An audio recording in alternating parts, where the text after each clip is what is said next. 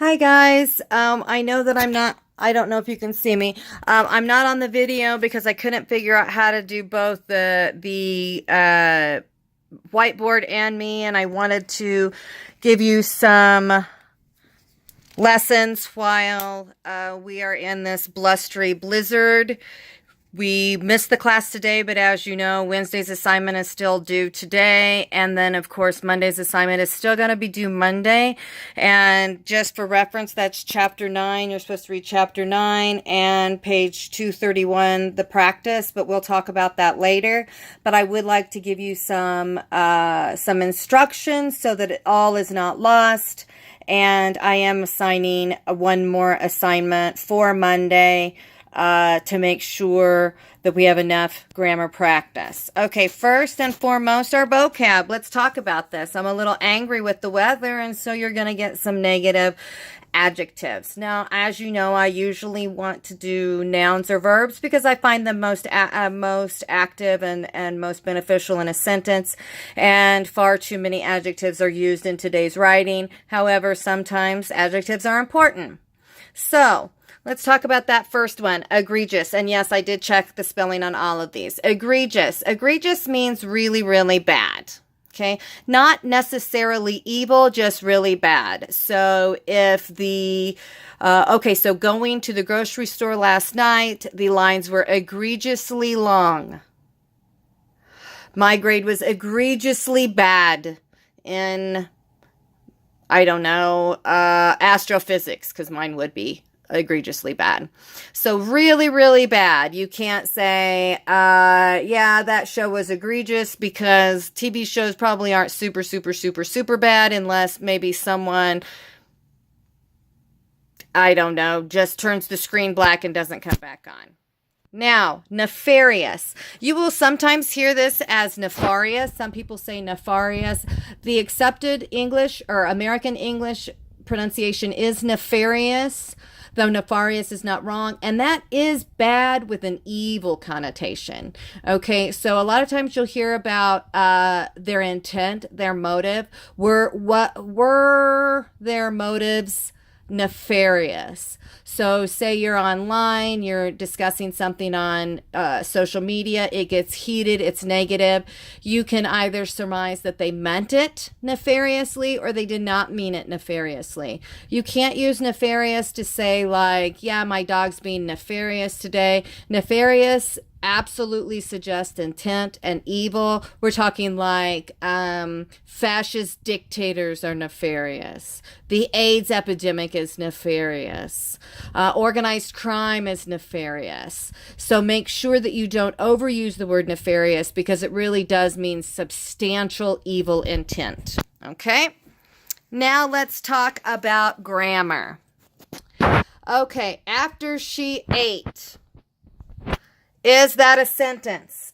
And remember, we're not using sentence. Is that an independent clause? Let's see. It does have a noun, right? And it does have a verb. But what do we think about this after? Because this after's in the front of it, it isn't a complete sentence. Here's a tip that I like to use. If you have to say, wait, who did it? Who did this action? Then your sentence is missing a subject and therefore is a dependent clause. If you say, and then what? Or, and, or, why are you telling me this? Then you're missing a predicate. So after she ate, what?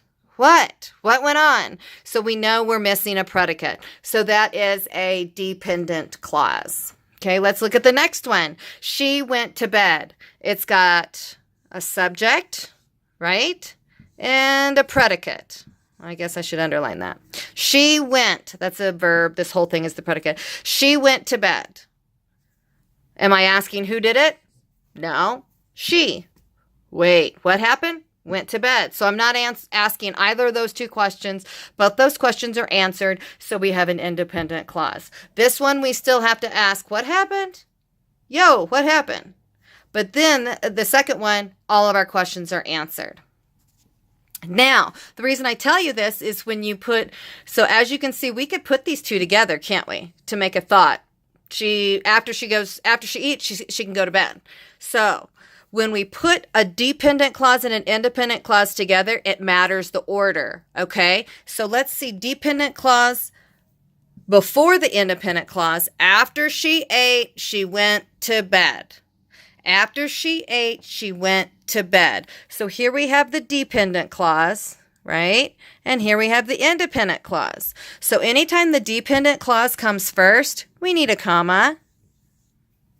Okay? So after she ate, that's a dependent clause, comma, she went to bed.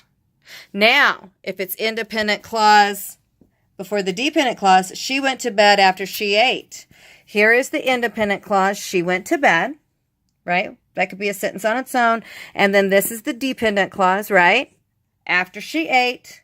So when it's independent clause, then dependent clause, guess what? We don't need anything because the independent one is at the very beginning. Okay? So for an assignment to practice this, I would like you to write 4 sentences. I want 2 sentences with a dependent clause, then an independent clause. And I would like 2 sentences with an independent clause, then a dependent clause. So you owe me 4 sentences. All of them will have an independent and a dependent clause. 2 of them will have the dependent clause first. 2 of them will have the independent clause first. That way we can start practicing. Obviously, we'll talk more about it in class.